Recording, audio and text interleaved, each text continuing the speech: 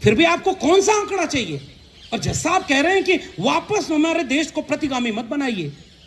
आपके देश में साहब, मैं तो यादव हूं इसलिए अपने बिरादरी को जोखिम में उठाकर बोल रहा हूं, कथा कहने गया था बेचारा 15 साल से चोटी रखा था। अब मैं क्या करूं, इसके आगे बोलूं कि ना बोलूं? ऐसे मतलब एक जगह तो काटी गई, मध्य प्रदेश में तो उखाड़ लिया। और मैं नहीं बोल रहा हूं, ये आप गूगल करके देख लीजिए। आपका समाज कहां खड़ा है भाई? क्या आर्थिक आधार पर दूल्हे को घोड़े पर चढ़ने से मारा जाता है, मुंह छरकने पर पीटा जाता है, बारात पर हमले किए जाते हैं? अगर समाज में गैर बराबरी है तो कैंपस में आएगी, और कैंपस में गैर बराबरी नहीं है, ये बात कैंपस में रहने वाले बाहर कितने लोग जानते हैं। और एक बात याद रखिएगा, कैंपस की गैर बराबरी वैसी नहीं होती जैसे हमारा प्रोफेसर अगर जातिवादी हो तो वो एकदम द्रोणाचार्य की तरह अंगूठा नहीं मांगेगा, वो आपका वाइवा नंबर कम कर देगा। तो जातिगत भेदभाव के तरीके पुराने अब नहीं बचे, अब तो नए नए तरीके इजाद हो गए हैं, जिसको कहते हैं एनएफएस। किसका सबसे ज्यादा हुआ है? 5000 अपॉइंटमेंट हुआ दिल्ली विश्वविद्यालय। और मैं तो इतना बोल रहा हूं, 2-4 मुकदमा करो और हम भी जानता चाहते हैं, थोड़ा कोर्ट में जाए मामला।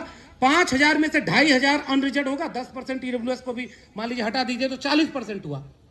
2000 अपॉइंटमेंट यूआर कैटेगरी पर, ईडब्ल्यूएस में तो चलो वही लोग आएंगे, 40% तो ओपन फॉर ऑल है। एक अपॉइंटमेंट बता दो जिसमें SC ST OBC का आपने वहां अपॉइंटमेंट किया हो। अपवाद में कोई अपना चहेता अपने तरफ का होगा, किसी वजह से कर लिया होगा, 1 आध 2 4 मिल जाएंगे। ऐसा अपवाद अमूमन होता नहीं। और जब से अब विश्व गुरु बनने का संकल्प लिया है देश ने, तब उसके बाद तो कभी नहीं होता। तो 40% रिजर्वेशन किसके लिए? मंडल नहीं आया तो आप कहते थे नॉट अवेलेबल, मंडल आया तो आपने कहा नॉट फाउंड सुटेबल। और जब वो सुटेबल होने लगे तो आप पूरी शिक्षा व्यवस्था को बेच रहे हो। और आपने नई पॉलिसी बनाई है, उसका नाम क्या है जरा जेएनयू वालों बताना। वो जो नई पॉलिसी बनाई है यूजीसी को खत्म करके, अरे उसका नाम बड़ा गजब का है, पूरा हिंदी में नाम बोलिए उसका, विकसित भारत शिक्षा अधिष्ठान अधिनियम।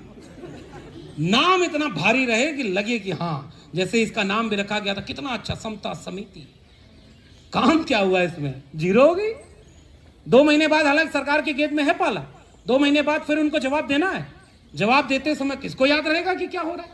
इसका मतलब ये कि आप पीछे से जो यूजीसी को खत्म कर रहे थे, आप पीछे से जो ऑक्सफोर्ड कैम्ब्रिज के यूनिवर्सिटी कैंपस यहां खोलने वाले थे और पूरी शिक्षा व्यवस्था को बेच रहे थे, उधर तो डिबेट जा ही नहीं पाई और आपने इसी पर उलझा दिया। जाति जनगणना हो ना पाए, आपने उस पर उलझा दिया। ये केवल एक साजिश के तहत ऐसा दस्तावेज बनाया गया जिसको देखने में लगता है कि बहुत शानदार है, लेकिन मंशा उसकी ऐसी नहीं थी कि वो इतना क्लियर हो ताकि वो लागू हो। इस